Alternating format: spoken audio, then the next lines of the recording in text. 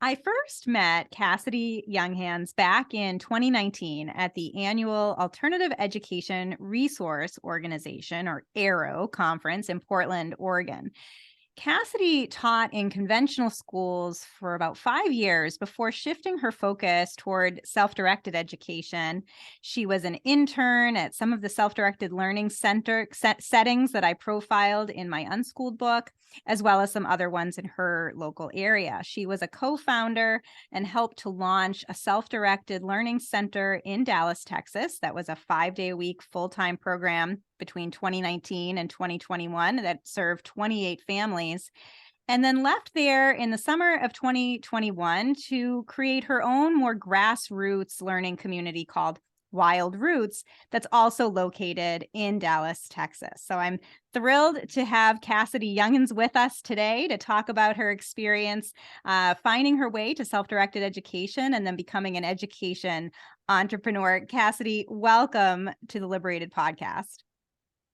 Carrie, thank you so much for having me. I am such a big fan and so grateful for all of your work and can't wait to talk more about self-directed education.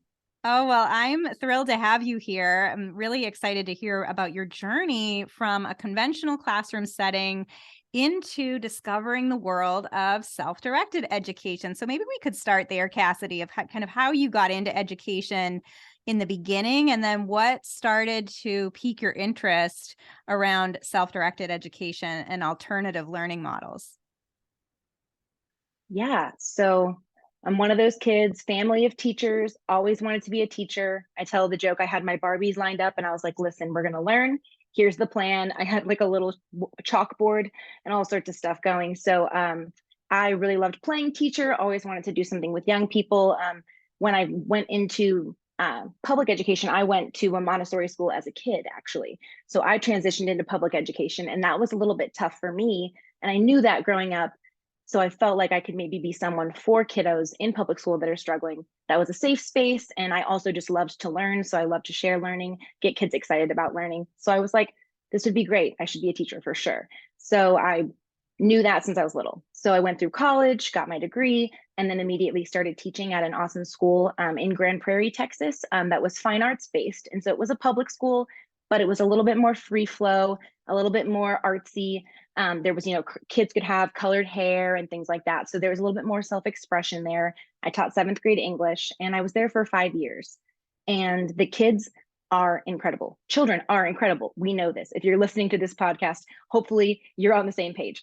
And that was never the issue. The issue was, of course, the structures, the systems that were in place that just weren't serving the kids. And that's really what I was there for.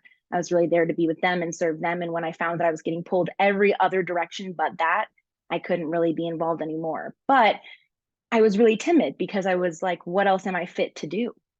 I'm just fit to be a teacher. I'm not skilled in anything else. What else do I have to offer? And also didn't want to leave the kids. Really, really loved the kids and felt like I did get to be that safe space, that classroom that they could go to. So it was really challenging. But I was kind of Googling around because I went to Montessori school as a kid and I was like, there's got to be some other progressive or some kind of, I don't know, it was the word I was looking for, alternative and progressive were the keywords, school options. So I Googled and I ended up on the AERO website, as many do, and found a list of democratic, it said, schools in the world. And I went to Texas and I saw that there was one in Dallas Fort Worth and I was like, what? So I wrote it down and I was like, maybe one day I'll go visit that place and see a little bit more. Then one Friday, it was like a teacher half day or something, and the second half of the day my appointment was canceled and I was like, ooh, maybe I can call up that school and just see if I can make an appointment with them or something. And someone answered. They were like, oh, come have a tour right now. And I was like, oh, great. And I get there and the person on the phone that scheduled my tour was 12 and was there to greet me, to give me a tour, to show me the whole space. And my mind at that point was blown because I was teaching 7th graders. So I was teaching around the same age kiddos. And I had no idea I was talking to a child on the phone and had no idea that that was going to be the person giving me the tour. And I was floored and impressed and excited. And then I got to talk to the founder. It was a school called Macarios, and just got to learn a little bit more about that. And through meeting her, she was like, well, we don't have any positions. We really don't have that many paid positions to begin with.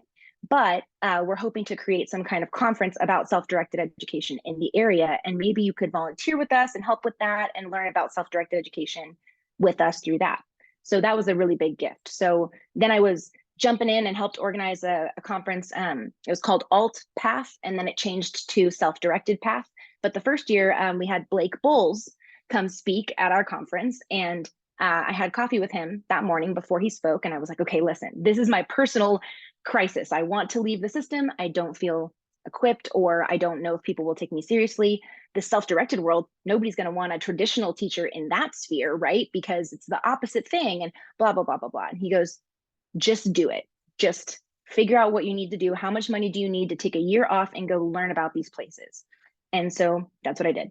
So moved home, saved a bunch of money, and then got to take a year visiting a bunch of different awesome spaces. So that's kind of the transition out of public school into amazing. Yeah. And I love this sort of like internship year that you did in traveling around the country, visiting these different self-directed spaces.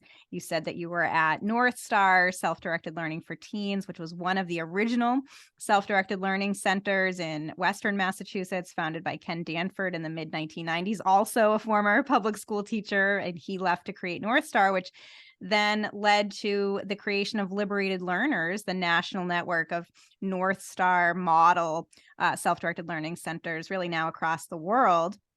And you were also interning at the Houston Sudbury School and becoming more familiar with the Sudbury model. And both Houston Sudbury and North Star I profiled in my Unschooled book, as well as many others. So I'm curious about your year exploring these settings and discovering more and more about the philosophy of self-directed education. What was that like for you? Wow. Well, I've been reflecting a little bit back on Houston Sudbury School, as this is their last year. And so I've been heartbroken, but also just filled with gratitude. They held so much space for me as a new adult in this world. And so I got to live on the fourth floor of the school building, and come downstairs, and all the kids would come, and it was so amazing. And really got to just be in relationship with kids learning alongside, which I hadn't had the opportunity to do before. And then participate in things like school meeting and organizing and deciding what to do with funds and building a community garden together in the backyard. And just had a great experience learning and watching kids learn in a way that was not anything like what I had seen before. And just really opened my eyes to what was possible and what kids can really just do if they're given the time and space. I wonder if you can talk a little bit, Cassidy, about maybe the difference between child-centered education and child-directed education, right? Because, we often hear, or I often find that when I'm explaining self-directed education or unschooling or the Sudbury model of education, I'll hear people say, oh, it's like Montessori, which is very, child-centered and lovely as a wonderful educational philosophy, but not what we mean by self-directed education. And as someone who you said yourself was, kind of grew up going to Montessori schools, then you worked in a conventional classroom, and then you had this discovery of self-directed education. I wonder if you can talk about some of the contrasts there. Yes. Well, I think that was a huge part of my learning, because I knew that adults could be in relationship with kids differently. I saw that in Montessori, where you could have your needs met. You could go to the bathroom when you needed to. You could eat when you needed to. You could do work that was interesting to you. That was similar, right? The way that went. But the biggest difference is, instead of it being like, here's the work that you need to do, you decide when and how you want to do it. It was, this is your day. Your day is open. This is your community. What is it going to look like? Let's work together and make that happen. But in a way that is not anything to do with me being attached to, these are the materials that are appropriate to use. These are the times and places that are appropriate to use. This is the order of how you want to learn this math. This is the order of how it's supposed to be done, versus really being like, oh, you want to learn math? How? In what way? Do you want to try this? Want to try this? And there being like an endless amount of options, versus it being like, here are the math beads. And the math beads are so beautiful. Again, very intentional materials. And at the same time, in a self-directed environment, for example, I had some Montessori materials that had been gifted to Wild Roots, and our kids were making those necklaces. Those beautiful fancy beads that were Montessori based very specifically for math were becoming necklaces for pretend. So very different ways to use materials. And so one of the things I saw with Montessori and the difference is definitely what it's self-paced in a sense. There's some choice, but it is in no way like open-ended. You can learn how you'd like. There are ways that you're needing to move through the curriculum still. Yeah, I think that that's such a great explanation of sort of where is the locus of control? Is the locus of control with the individual child to determine how to plan out their day and what to focus on and what their interests are, or is the locus of control on the adult or the educator to say, okay, you might have a lot of freedom and it might be lovely and we'll have these wonderful materials, but we still have an expectation of certain things that you'll do today or of certain things that you'll learn this week or this month or this year. And that can look different ways in different settings, but there is still a huge difference between kind of child-centered or even child-driven models and child-directed models where they are truly in charge of their learning. And so what was that like then throughout that year of discovering these self-directed learning spaces? I mean, did you have a sense of this is absolutely where I need to be? Now I need to think about my next move. Like, what was that experience like? Well, I think one of the biggest experiences that I talk about when I share is I had a 9-year-old girl that I met that was incredibly intelligent, incredibly self-aware. One of those kids that's just like, hey, how are you today? And you just feel so seen and welcomed, and didn't know how to read when I got there. And as an English teacher, I was like, oh, okay, this is some deschooling for me. Like it's kind of making me feel a little scared, a little worried, a little apprehensive. And so I just watched because I had the opportunity as an intern to just be and watch, and not attach and be concerned with. And by the time that I left, she was reading Harry Potter books. I'm not even joking. She was on, I think, the second one when I left. And I have pictures of her like in November. I left in December, and she had just sat a little friend down and just was like, hey, can you teach me to read? Like out of nowhere. And yet she could, there were times where she could like identify letters and things like that previously that I noticed when we'd play games together and things. But it was really just one day she sat down with a friend and just decided, I want to learn today. Today is the day. And nobody else could have decided that for her. And it was so beautiful. But there was definitely so much unwinding. And then it coming full circle and me really getting to be in the space and watch her then decide to take that challenge on and then just run with it like crazy. Like literally, it felt like a 2-week period. And she was, into chapter books. And it floored me. And it went from me thinking, okay, you have to be in a classroom for this amount of time, this amount of years to get to learn how to do this thing, to, oh my gosh, if you really want to learn it, it's just a matter of you deciding you really want to and having the materials and the support around you to get it done. And then you could do it way faster than you could ever imagine and love it the whole time. Love it. And it's sort of textbook unschooling, if there is such a thing, right? I hear these stories, as I'm sure you do too, over and over. And of course, you've seen them over and over of what we would consider or what our conventional school system would consider a late reader. And yet often, and especially now with reading expectations being pushed to ever younger ages, it's sort of this arbitrary benchmark for literacy as a developmental stage. And there's a wide range of stages and ages in which people would learn to read.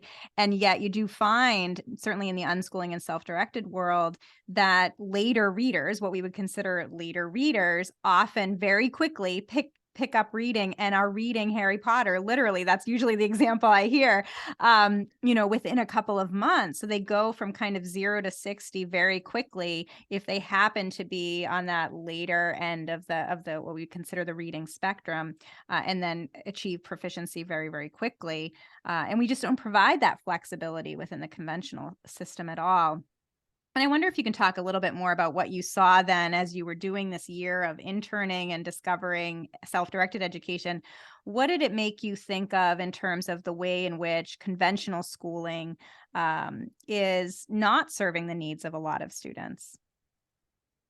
Yeah. So that being one example, like you said, of many, that example was really critical for me going into leading a self-directed space. Getting to see that myself was huge. So I think it is really, really helpful for people to see that in person or read stories about it happening to really understand that it is possible.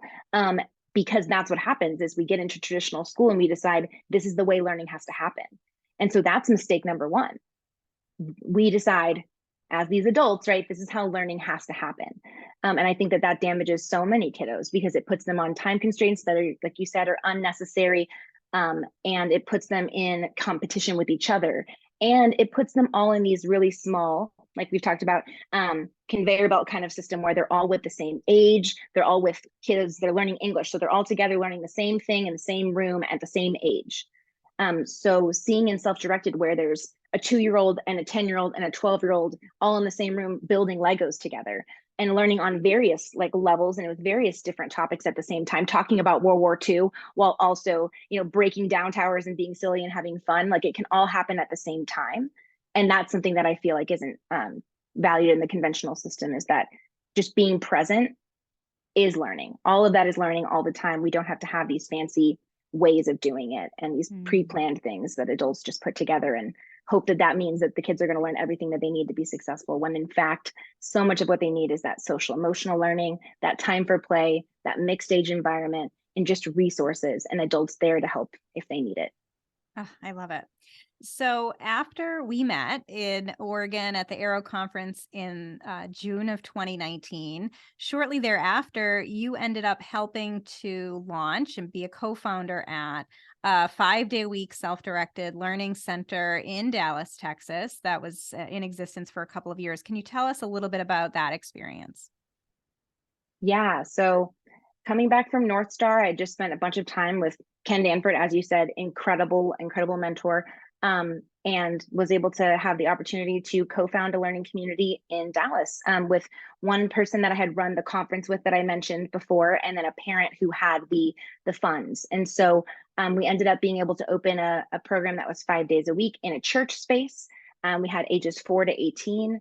We offered all optional, of course, classes based on learner interests throughout the day. We also had a community meeting twice a week where we would practice agile learning processes. So community decision-making processes were through the agile learning methods, and culture creation as well. So like conflict resolution processes and everything is through the agile learning processes.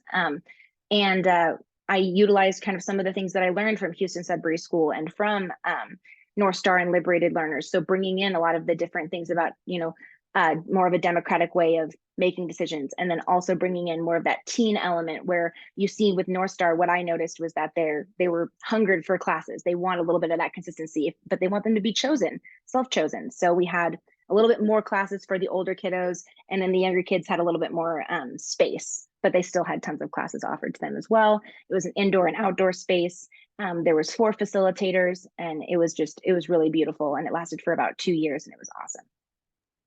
Yeah. And so then there was the education disruption caused by COVID. It kind of shook up all kinds of different communities. And it was time for you to make a shift as well from that learning center into in the summer of 2021, going off again to create a separate learning center, this one part-time, much more grassroots, kind of bottom up, not relying on one specific funder, but really crowdsourcing this new learning community. And that was the birth of Wild Roots. So tell us about Wild Roots. Well, it's my favorite place to be. And it is just growing so organically and so beautifully, and with such intention. And I feel really proud of what we're building. At the last space, it was a little bit, in the last learning community, there was a lot of burnout happening. There was a lot of, I think the funding and the way things were going weren't really in alignment with everybody's values. And so the facilitators that were there, we did all end up shifting to Wild Roots. And so I am a co-creator of Wild Roots. It's we're not a nonprofit, we're a worker-owned cooperative model. So each one of us is an equal owner in what we're creating. And we believe that makes sense because the kids are equal owners in what they're creating in this space. So we want to make sure that's also true as adults. So there's not any kind of hierarchy there. And like you said, all of the funds are grassroots. So no one pays to come to Wild Roots.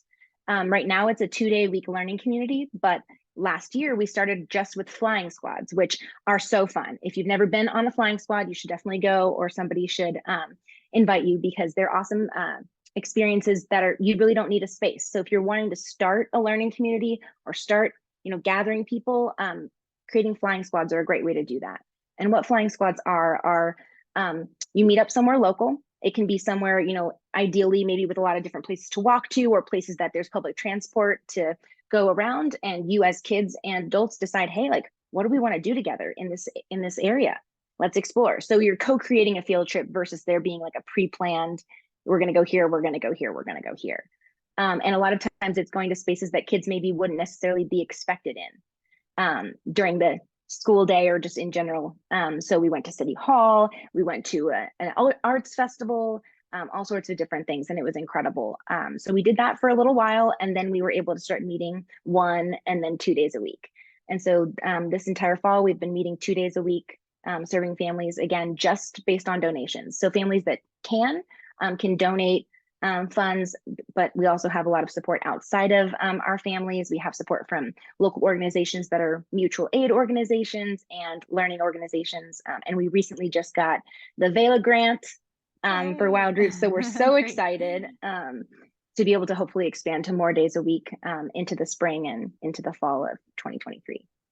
I love that. I mean, I think what's really neat about your story too, Cassidy, not only kind of the awakening that you had from the conventional model to self-directed education as a philosophy, but then also your entrepreneurial journey from figuring out the kind of organizational structure that would work best for you, that would be aligned with your vision and your values and those of your co-creators. So interesting to see kind of the second iteration of a microschool or a learning center that you're creating is bringing in all of those lessons learned to really build something that matters to you and that reflects everyone's values. And one of the things that I really loved about your website in talking about Wild Roots and your experience is you talk about really being committed to liberating children and adults from these oppressive environments or systems of oppression. And I think that that's really interesting because, if we think about conventional schooling for most children, it can be quite oppressive. It's very top down, very standardized and hierarchical. And yet I think a lot of parents, a lot of adults tolerate that because they went through that same system and might continue to kind of hold that system of oppression with them. I wonder if you can speak to that at all. Oh my gosh, I felt like I was doing it to myself, going from being in the school system as a young person and really not being okay, and knowing I wasn't okay. I wasn't like outwardly not okay, right? I was kind of just inwardly like, ooh, this is not healthy for me, numbing out, things like that. And then going right into it as an adult, back into the same system. I think that was interesting that I made that choice. And I think over time, I really got to see, wow, I'm choosing to be in a system that is really putting a ton of pressure on me that's not healthy for me and is not real. Like it's not real. It's not based on what I actually value. These are things that are external that I'm just, oh my gosh, oh, and they need to get the right grade on the test. And I'm going to just take in all of that. And it was what we do to kids. It's also happening to teachers. So it's happening to adults in the system as well. And you don't always realize it because you're used to playing the game. But it's really not a sustainable thing. So I think that we see that with kids, and then we see that with the adults in the space. And then when it comes from like top down, right, you've got the superintendents getting pressure, and then they're pressuring, and it comes down to the teachers, and then that comes down to the kids. So when it is a hierarchy like that, it's definitely oppression almost all the way up, and then it doesn't work well. It just doesn't. Yeah. So, as listeners to this podcast know, my preferred educational philosophy is self-directed education, which includes unschooling models as a form of homeschooling and the Sudbury model and some of these self-directed learning centers that you've talked about. But my main priority is expanding education options for families so that they can find the best educational setting for them. And luckily, we're seeing more education entrepreneurship across the country, thanks to entrepreneurs like you who are building these innovative models. But if we can spend a little more time talking about self-directed education, kind of persuade more people to our way of thinking, Cassidy, what makes self-directed education what we would say is our preferred educational approach? Oh, that's a hard question because I really, really, really am right there with you. I believe self-directed education is something that should just be for everybody, and should be an option for everyone, no matter where you are, and should be an option for educators. Educators should be able to leave and be a part of something like what I'm a part of. And so I guess I would say that it's the most natural, most beautiful, most juicy way to be with other people, whether they're kids or adults. Just to be in a space where you're accepting others where they are, they're accepting you where you are, and you're building community together around the love of learning. That's really what it is. So it takes away all of the pressures, it takes away all of the expectations, and what it leaves you with is genuine community and a love of learning. And that is just endless opportunity. So to me, it just takes so much weight out of what we know and love, which we love to learn. Humans are built for it. So it's just about taking all that tricky stuff out and getting it out of the way and getting back to what we know. And do you find in conversations with parents or prospective parents, whether it's at Wild Roots or at the learning center that you were running before, that there is a lot of convincing that goes into that for parents, especially if they're coming from the conventional model? I imagine it's difficult for parents to wrap their head around the idea that there won't be required courses, there won't be a set curriculum or expectations of what children should know and do at a given time in a given semester or year. There's no evaluations associated with that. It's really rejecting sort of everything we think about in terms of conventional schooling, including some of, as you said, more of these alternative models, but that are still kind of tied to that same system. So what have you been able to say to parents to sort of win them over to the self-directed model? That's a tricky question. One of the things I learned from Ken when I was first starting a learning community was your job is not to convince anyone. Your job is not to sell anyone. Your job is not to say this is the best way. Your job is to say this is what we offer. And we would love to have you. And we're still going to be here if you decide not right now. And that was so liberating. So as a person if anybody out there is starting something or thinking about starting something or struggling to get families, I think one of the things that really just has to be like, you allow them to be where they are in their journey. And you say, here are resources, check out Carrie's book. And you're going to just hold the space for them when they're ready to step in. And then you support. So as things come up, right? As things come up for parents when they're like, oh, what about math? I haven't seen, Ryan do math in 6 months and it's making me nervous. Then it's one of those things that, again, I'm pulling from Ken. You sit down as a family, you have the people that are here supporting you from Wild Roots. You've got the kiddo and you've got the parents that are involved. And you just have a conversation where you say, hey, parent, you were sharing a concern that you were having with me. Do you mind sharing that? And then kids say, what do you think about that? What are your concerns? What are your questions? What are your ideas? And usually there's space to find something that kiddos are willing to try, or parents are willing to try, because oftentimes it is also pushing back on, parents' expectations of what should be, and instead kind of checking in with themselves and being like, wait, maybe that's some deschooling for me too. But also there's space for kiddos to try things. Kids are willing oftentimes to meet somewhere in the middle and try something. It's like, yeah, I'll try some Prodigy math maybe. Or maybe there's something I'll try with this budget stuff around Wild Roots. Maybe I can help with that. So there are ways that we can find that can meet everybody's needs while holding the boundaries of self-directed education, which is really that the kiddo is the one who decides at the end of the day, point blank, how they spend their time and doing what. So.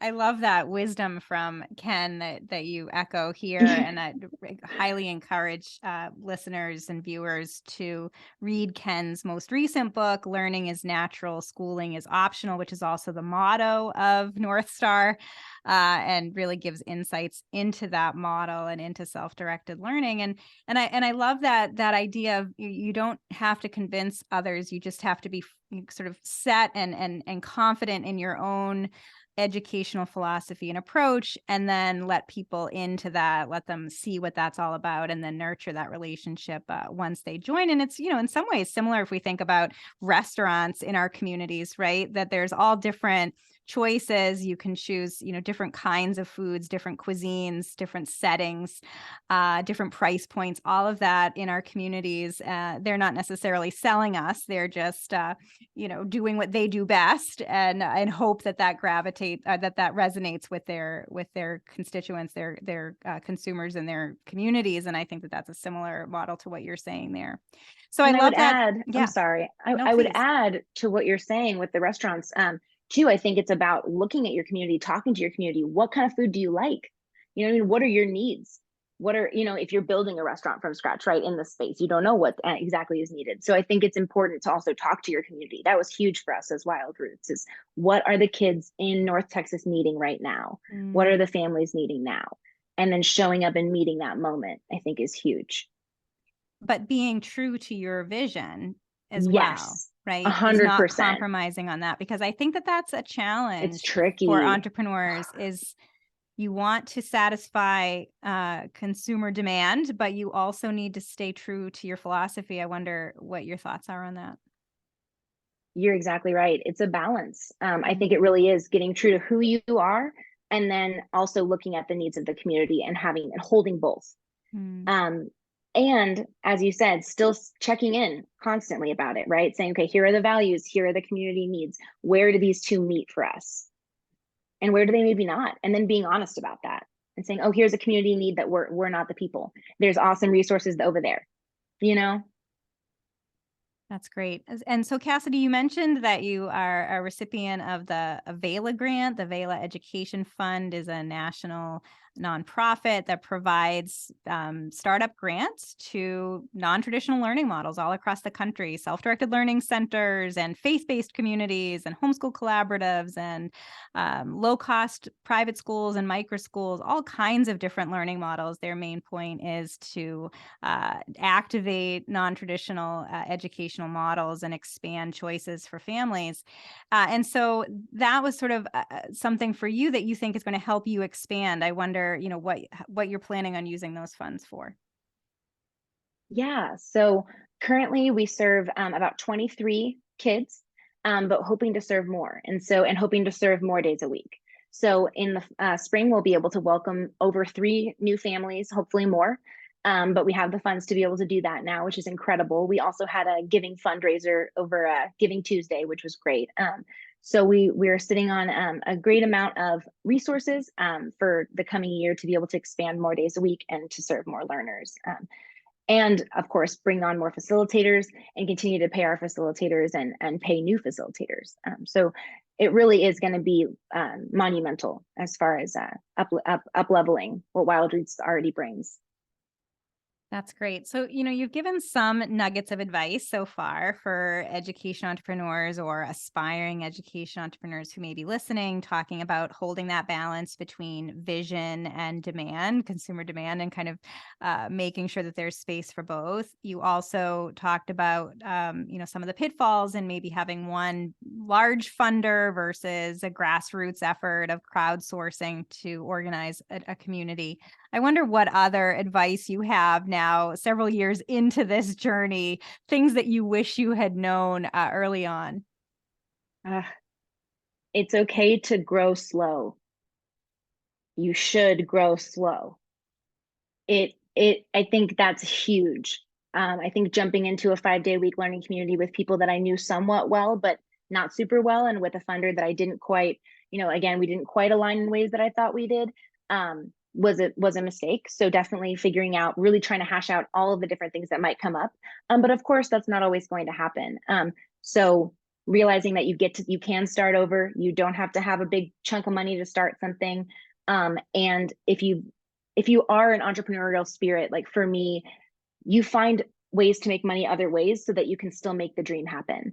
And you try to do that without burning yourself out. So really just going slow, slowing down, saying what's important here, how am I going to make my ends meet, and also still move towards that dream. And I can start over was a huge other one. It broke my heart when the learning community that we had ended up needing to no longer be.